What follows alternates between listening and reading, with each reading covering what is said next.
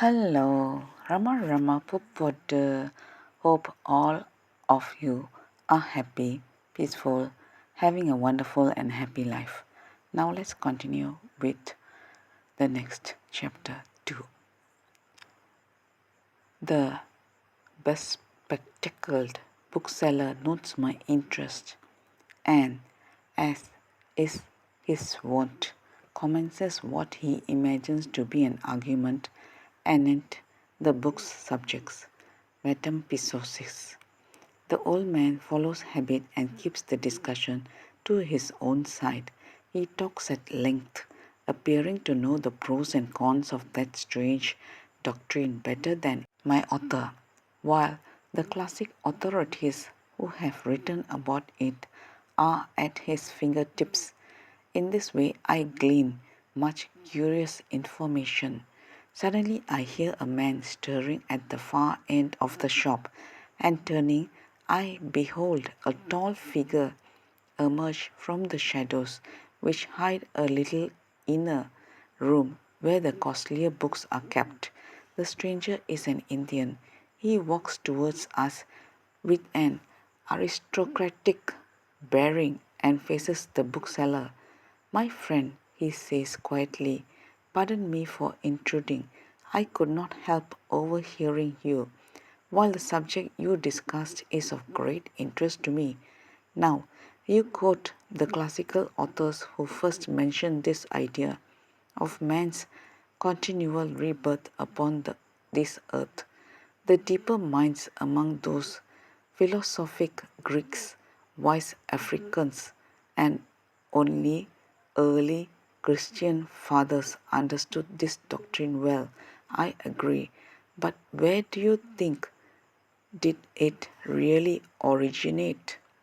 He pauses for a moment, but gives no time for a reply.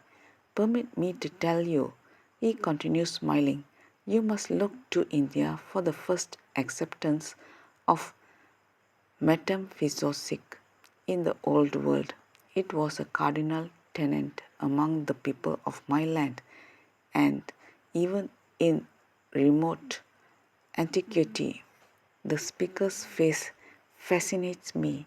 It is unusual. It would be disguised, looking among 100 Indians. Power kept in reserve. This is my reading of his character. Piercing eyes, a strong jaw, and a lofty forehead make up the catalogue of his features. His skin is darker than that of the average Hindu. He wears a magnificent turban, the front of which is adorned with a sparkling jewel. For the rest, his clothes are European and finely tailored withal. His slightly didactic statement does not appeal to the old gentleman behind the counter. In fact, vigorous opposition is offered to it. How can that be? Comes the skeptical observation. When the East Mediterranean cities were flourishing centers of culture and civilization in the pre Christian era, did not the greatest intellects of antiquity live in the area which embraced Athens and Alexandria? So surely their ideas were carried southward and eastward until India was reached. The Indian smiles tolerantly.